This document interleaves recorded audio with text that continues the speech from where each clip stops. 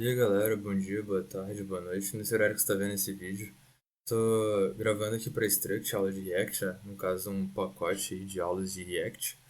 E bom, essa primeira aula ela vai ser mais introdutória, né? A gente falar o que que é o React, como utilizar o React, componentização, sintaxe de um componente. E bom, pode parecer meio grego, né? Falar agora de componentes, sintaxe de um componente e tal. Vamos primeiro começar pelo básico, né? O que que é o React? Já dando um spoiler aí para vocês, ele é uma biblioteca, né? Uma biblioteca de JavaScript que a gente utiliza para a construção de UIs, ou seja, para construir as interfaces de usuário e o visual das nossas aplicações, do nosso site, né? Existe o React 360, que é para a construção de interfaces 3D para realidades virtuais. Existe React Native, que é para fazer interface de aplicativos mobile, né? E existe o React DOM, que é o que a gente vai mexer, que é o React mais clássicozão. Quando alguém fala só React, se entende por esse mesmo. Que é o React para desenvolvimento web, né? Para fazer as interfaces visuais do nosso site. E como é que o React trabalha, né? Primeiro é bom a gente ter em mente algumas coisas. Uma contextualização básica é que, tipo assim, a gente tem a nossa aplicação, né? O site que a gente vai fazer, que é o nosso código mesmo, nosso projeto. E esse código, a gente vai rodar ele, vai deixar rodando essa nossa aplicação em um servidor. Por que tem que ficar rodando num servidor? Quando a gente for acessar uma página desse nosso site, da nossa aplicação em algum navegador, esse meu app, ele tem que enviar para o navegador desse meu cliente três coisas essencialmente. Então vou colocar aqui só em azul aqui. Tem que enviar três coisas. E essas três coisas são três linguagens, três tipos de código que são necessários para compor qualquer página que meu navegador queira renderizar e que esteja pedindo para essa minha aplicação. Vocês já viram essas três coisas, falta só juntar elas, né? Para uma página ser exibida no navegador, precisa de código HTML, que é para trazer a estrutura dessa página, falar o que que é um título, o que que é um subtítulo, o que que é um spam, uma div, enfim. Dá todo o arquétipo, toda a estrutura da página, né? E a gente precisa também de CSS, que aí já não é linguagem de marcação, é linguagem de estilização, né? Para trazer estilo para essas tags que a gente definiu no HTML. Então, CSS para trazer mais aquele tom artístico, o tom visual, né? Da UI. E a gente também precisa de código JavaScript. E a gente já viu sobre TypeScript, mas não viu ainda sobre como integrar isso numa página, né, com o HTML e o CSS. Para quem não sabe, o TypeScript ele é uma extensão do JavaScript, né?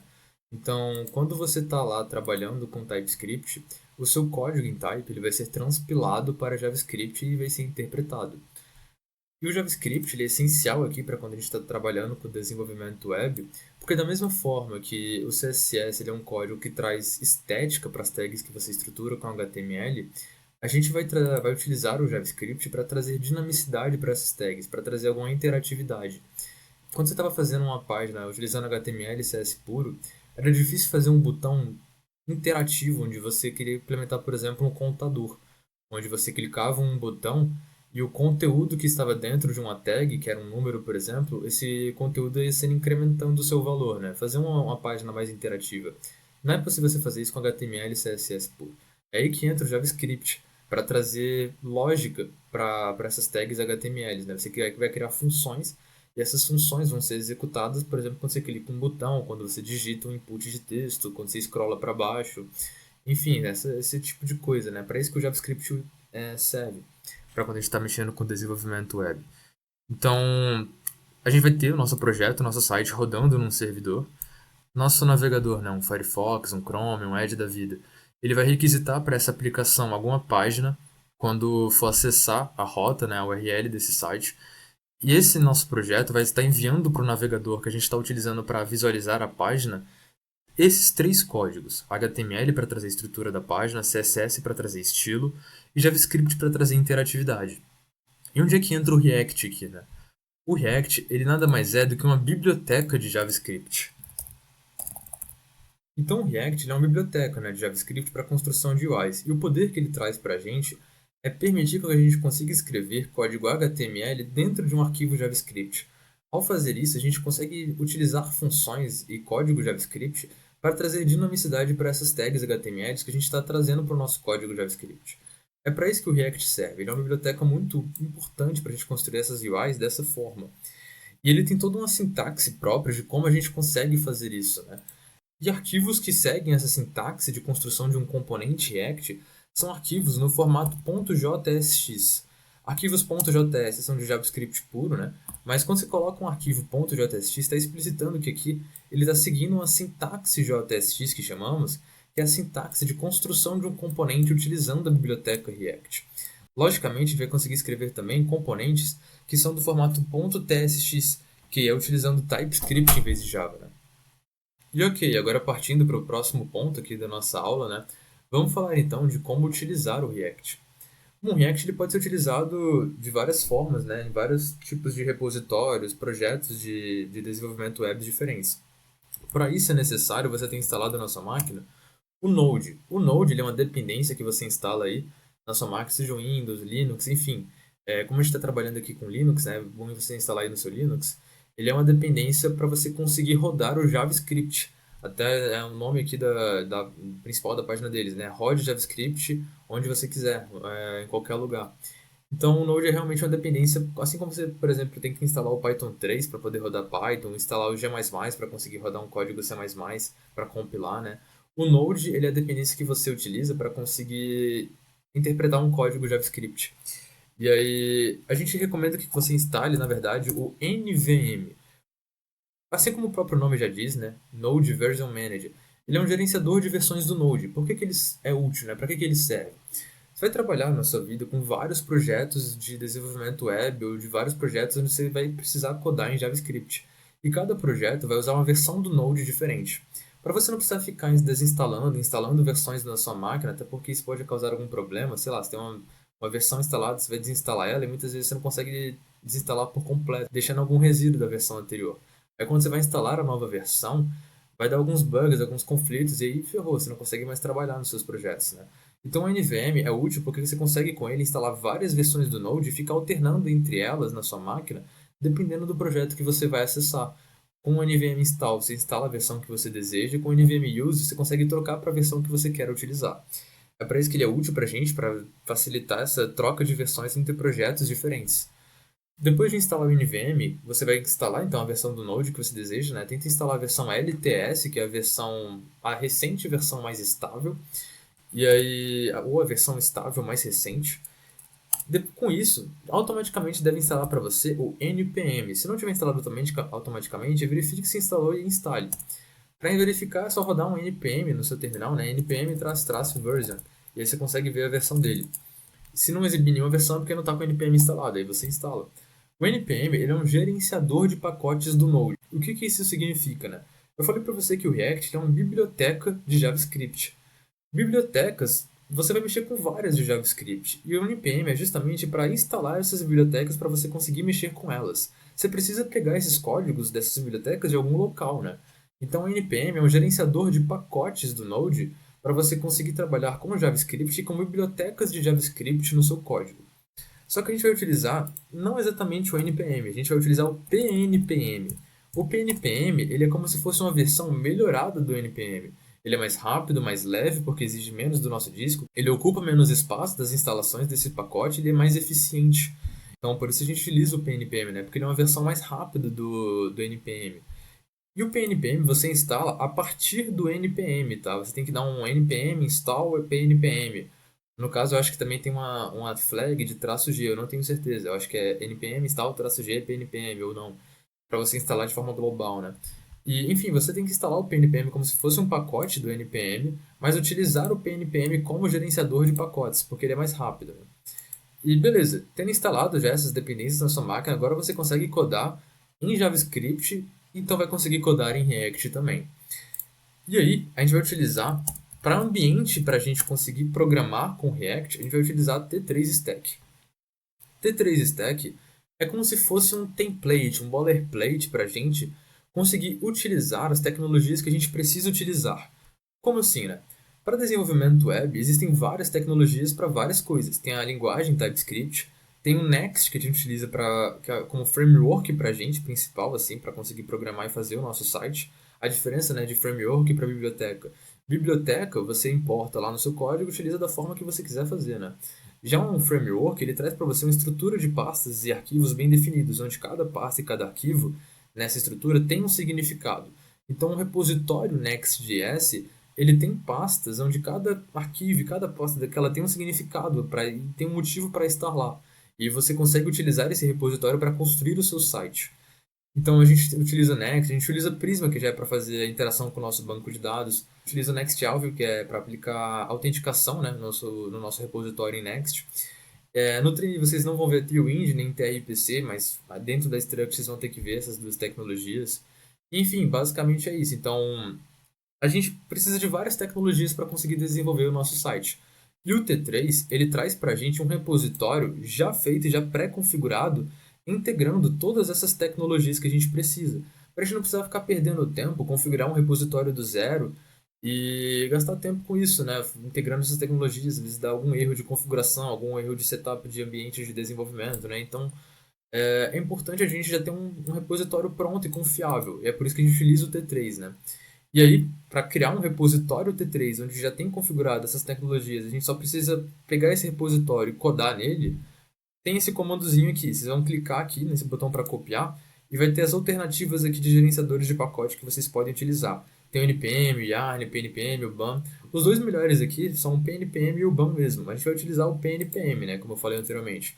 Vocês podem ver a documentação também desse stack, para ver a documentação de cada tecnologia que tem aqui que a gente vai utilizar. Tem o GitHub também deles. E, enfim, vamos então abrir o nosso terminal aqui. Vai para a pasta lá que você quer trabalhar com o seu projeto. Estou nessa pasta aqui, minha pasta pessoal. E vou colar esse comando. Para eu colar, eu dei Ctrl Shift V, porque eu estou no Ubuntu. Se for o WSL, eu acho que Ctrl V já funciona, mas eu não tenho certeza disso também. Então, vou dar um Enter aqui para rodar esse comando, né? Ele vai começar a criar aqui um repositório T3. Vai fazer download de tudo que ele precisa aqui, né? Aí ele está pedindo aqui o nome desse meu projeto. Eu vou colocar Trainee App. Vou falar que eu quero utilizar TypeScript. Vou falar não para Tailwind CSS, não quero utilizar Tailwind. Vou falar que eu não quero utilizar o TRPC. Vou marcar sim para NextAlf. Vou colocar ORM Prisma. E a gente vai querer utilizar Next App Router, SQLite. Aqui ele está perguntando se ele já dá um git init e um git add ponto, né? Que é para inicializar um repositório git e colocar essas mudanças já em fase de stage para a gente dar commit. Eu vou marcar que sim. Esse comando pnpm install eu vou marcar que não para a gente fazer manualmente. E ele está perguntando se é que é initialize, eu vou falar que sim. Tá, eu vou entrar aqui na pasta desse projeto que eu acabei de criar e vou abrir ele no VS Code. Beleza, abrir ele aqui no VS Code, você pode ver que é um repositório que já tem muita coisa aqui, né? Esse package de som, ele é bem importante pra gente. O que, que ele tem aqui? Ele é um arquivo em formato .json onde tem a listagem de algumas coisas que a gente precisa configurar no nosso projeto. Que, na verdade, que é muito fácil a gente configurar, que a gente roda só um comando no terminal e pronto. Mas aqui ele tem as dependências que esse projeto precisa e todas as dependências elas já estão aqui. Então, por exemplo, eu tenho a dependência do Prisma, tenho do Next, NextAlf, do React, que é a biblioteca que a gente vai mexer aqui agora.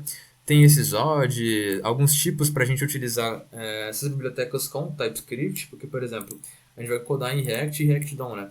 E tem algumas coisas nessas bibliotecas do React que precisam de tipos mais fáceis para a gente manipular, para não ficar criando tipos com JavaScript puro.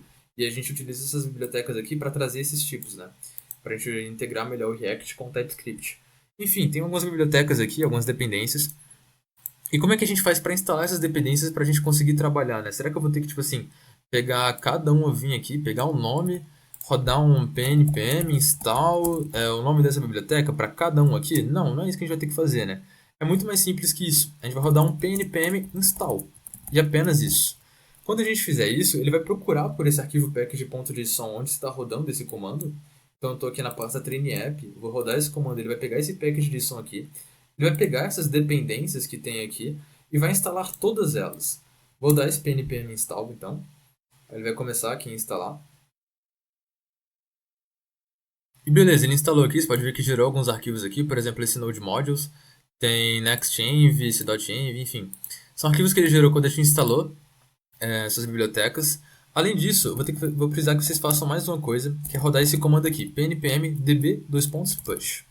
Ele é um script que está definido aqui no package.json. Vocês podem ver que além dessas dependências, meu package.json define alguns scripts aqui para utilizar nesse meu repositório. Quando eu rodo, então, esse pnpm espaço, eu estou escrevendo um script que já está definido no meu package de som, que é esse comando aqui, né, db::push. Ele vai executar isto aqui, esse prisma db::push. Isso aqui é do Prisma, que vocês ainda não viram, vocês vão ver mais pra frente quando a gente for mexer com banco de dados, prismas, enfim. Mas esse comando, o que ele faz, né? Ele vai gerar o nosso banco de dados e vai empurrar um esquema que a gente definiu para esse banco de dados. Nosso banco de dados é esse arquivo db.sqlite aqui, tá? Então, vou apagar aqui meu banco de dados e vou gerar de novo só para vocês verem. Vou dar aqui um pnpm db::push e vocês viram que gerou aqui de novo meu banco de dados, né? Então, beleza, a gente precisa rodar esse comando aqui. Além desse, tem mais alguns comandos, tem outros scripts aqui que vocês vão utilizar mesmo. É esse dev, esse db::push e o db::studio, tá? Os outros não são tão necessários, mas enfim. Vamos fazer agora uma coisa que é para linkar com aquilo que eu falei anteriormente de como a página ela é mostrada para a gente no navegador, né? Lembra que eu falei que um app ele deve rodar num servidor, né? E esse app ele vai enviar para o navegador, quando a gente pedir uma página, código HTML, CSS, JavaScript, para essa página ser montada no nosso navegador, né? Como é que isso acontece então? Vamos ver, né? Eu vou rodar aqui na minha máquina mesmo um servidor então desse projeto. Tá, ele deu um erro aqui. Acontece, né? Ah, tá pedindo essas variáveis de ambiente, né? Vamos lá. Esse arquivo .env aqui, o que ele tem, né? Esse arquivo .env ele tem as variáveis de ambiente que o nosso projeto precisa, tá? E aqui tem algumas variáveis que as outras bibliotecas precisam utilizar. Por exemplo, tem essa variável aqui de database URL, é para o Prisma, para ele ter onde guardar esse banco de dados, né? Tem essas variáveis de ambiente aqui que são para o NextAuth. E tem essas duas aqui que ele está falando, que ele está reclamando que estão vazias e a gente precisa preencher elas. São credenciais para a gente conseguir configurar a autenticação pelo Discord. Como assim, né? A gente ainda não viu o NextAuth, mas é o seguinte. Com o NextAuth a gente consegue aplicar credenciais e autenticações por via de terceiros. Sabe quando você vai entrar num site, aparece aquele botão entre com o Google, entre com a sua conta do Discord. É isso aqui. Só que para a gente conseguir implementar essa autenticação de liberar no nosso site esse botão de entre com a sua conta do Discord, a gente precisa com que o dono do site disponibilize credenciais para habilitar essa autenticação. E essas credenciais, elas são perigosas de você colocar no GitHub, por exemplo, né? O que acontece? Esse .env, você pode ver que ele está mais escurinho aqui, né? Vou até dar um git commit aqui. Vou dar um initial commit, beleza. Você pode ver que esse .env está um pouquinho mais escurinho aqui no meu VS Code, né? Por quê? Se a gente ver aqui no .gitignore, a gente vai ver que aqui tem o nosso .env aqui. Aqui tem o nosso .env. O que significa? Né? Ele está falando para não subir para o GitHub esse .env, justamente para a gente colocar as variáveis de ambiente que o nosso projeto precisa aqui nesse .env e não subir para o GitHub, né? Aí o que acontece? Suponho que eu acabei de clonar esse repositório, né? Então vou apagar esse .env e ele veio assim, né? Ele vai vir sem o db::SQLite também, por isso você tem que rodar um pnpm db::push, né? Ele vai vir só com esse .env e .example, né? O que ele tem aqui? Ele tem quais são essas nossas variáveis de ambiente que o nosso projeto precisa, mas elas não vão estar preenchidas. Por exemplo, o Discord Client e o Discord Client Secret, você pode ver que aqui ele está vazio, né? E é bom que esteja vazio para a gente não subir essas credenciais para o GitHub. É bom vocês guardarem com a equipe de vocês em algum local seguro aí. Aí o que vocês vão fazer? Vocês vão dar no terminal aqui um cp, que é de copy, né? .env.example para .env. Se não existir o arquivo .env, ele vai criar este arquivo. E é isso que ele fez aqui agora. Ele criou um arquivo .env que tem o mesmo conteúdo desse arquivo .env.example. E aqui, nesse .env, agora sim a gente preenche essas nossas variáveis de ambiente. Como eu não vou mexer com o NextAuth por agora e não vou mexer com essa autenticação pelo Discord, eu vou colocar só uma string aleatória aqui, só esses dois As aqui, só para ele parar de reclamar. E eu consegui agora sim rodar o comando que eu estava tentando rodar antes, que é o pnpm-dev. Rodei esse comando e vou lá. Transformei agora a minha máquina aqui, que eu estou mexendo aqui, em um servidor que está rodando um site. E agora, ele me recomendou aqui, né, para eu entrar, para acessar esse site, acessar essa URL aqui. Vou abrir aqui. Localhost significa que está rodando aqui na minha máquina local, né, nessa porta 3000. Deixa eu só tirar o zoom aqui. E vou lá, estou rodando aqui um site. E o que está acontecendo, né? Eu tenho um servidor rodando nesse site e nessa mesma máquina que está rodando o meu site, também estou utilizando o meu navegador para acessar as páginas desse site. Aí eu posso até vir aqui Ctrl Shift C, né? E olha só que interessante. Aqui nos elementos eu estou vendo que eu estou recebendo desse meu servidor essas tags HTML aqui que estruturam essa minha página. Além disso, aqui em Network, só para saber, né? Essa página aqui é uma página que ela vem por default quando você acaba de criar um repositório T3, tá? Uma página de exemplo. Depois a gente vai apagar ela e destruir ela. Tá, vou dar um F5 aqui. só para ver, trafegar na internet algumas coisas, que é o seguinte, se a gente ver aqui, a gente viu que quando eu dei um F5, né, eu estou pegando essa página de novo, eu estou recebendo do servidor código CSS, que traz estilo para essa página, e código JS, que traz dinamicidade para essa página. Ou seja, voltando para aquilo que eu falei, né? Para uma página ser exibida no navegador, a gente precisa receber HTML, CSS e JavaScript. Eu estou rodando o servidor aqui na minha máquina, estou rodando esse site. Quando eu acesso essa minha página, automaticamente o meu servidor está enviando para o meu navegador esses três códigos aqui. Aí o que eu consigo exibir então é essa minha página aqui. Beleza? Vou parar aqui o servidor e vou dar uma limpada um pouco aqui nesse meu projeto aqui. Então vou vir aqui em Source, App. Aí aqui no Page eu vou apagar. Vou ver aqui em index.module.css, vou apagar tudo isso aqui também, vou até excluir esse arquivo aqui, só para limpar aqui o repositório, beleza? Vou vir aqui agora em Styles e vou colocar os meus arquivos de estilo aqui só para questão de organização, tá? Só para a gente saber, mas não vou fazer isso aqui agora. Beleza. A gente já viu então o seguinte, a gente viu como utilizar o React, né? Tipo assim, onde a gente utiliza o React. A gente vai precisar de um repositório que tenha o React configurado. A gente está utilizando o T3 para isso. Só que agora vamos ver um pouco da sintaxe do React. Para a gente começar a ver a sintaxe de um componente React, né? Para a gente construir um UI com o React, o que a gente vai fazer? Vamos aprender primeiro o que é componentização. Vou entrar num site totalmente aleatório aqui, sei lá. Vou entrar num site de uma tal Struct aqui. Eu ouvi falar que é uma empresa muito boa, tá? Então vou entrar no site deles aqui. E vou mostrar para vocês como é que acontece a componentização, né? Se você for perceber, nesse meu site aqui eu tenho essa barra de navegação aqui, né? Essa navbar. Essa minha barra de navegação, ela é um componente React. Cada botão que eu tenho nessa barra aqui, por exemplo, serviços, portfólio, sobre nós, cada botãozinho desse aqui também é um componente React. Por exemplo, esses cardzinhos aqui de serviços nossos, eles também são componentes React. Um container que está englobando, né, esses cards aqui, então tudo isso aqui também é um componente React. O título desse card é um componente React, enfim. Tudo são componentes Reacts que estão compondo aos poucos essa minha página aqui. O que a gente vai construir é justamente cada componente React desse para poder montar a página e ela ser exibida aqui na minha tela. Aqui esses inputs de texto aqui também são componentes Reacts, enfim. É isso, só que a gente tem que ver agora como é que é a sintaxe de construir um componente React para ser exibido na minha tela, né? A sintaxe é muito simples, é o seguinte, cada componente React que a gente vai construir é uma função. E as funções, elas têm retorno. Como é que são essas funções, né? Vou criar aqui uma função então, homepage. E para ela ser agora uma função que seja um componente React, eu vou pedir atenção de uma coisa. Eu estou codando agora nesse arquivo aqui, page.txt, que está na pasta app e que está na pasta source. Lembra que eu falei que o Next ele tem estruturas de pastas pré-definidas, onde cada arquivo e cada pasta tem um significado. Eu estar programando agora nessa page.txt aqui, significa que eu estou agora programando uma página do meu site, tá? E como é que a gente navega entre as páginas dos nossos sites, né? Vou acessar, por exemplo, o GitHub aqui. O GitHub, aqui eu estou acessando a minha página principal. Agora eu quero ir para minhas páginas de configurações, né?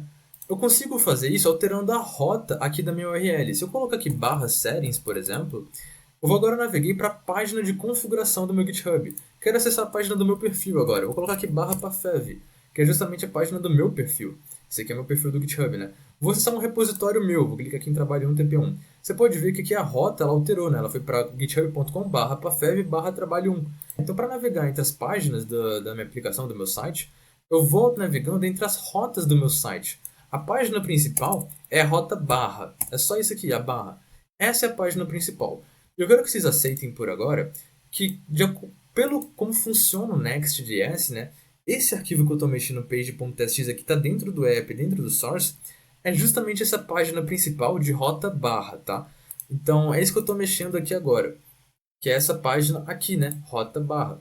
Se eu der um F5 aqui agora, não estou rodando, né?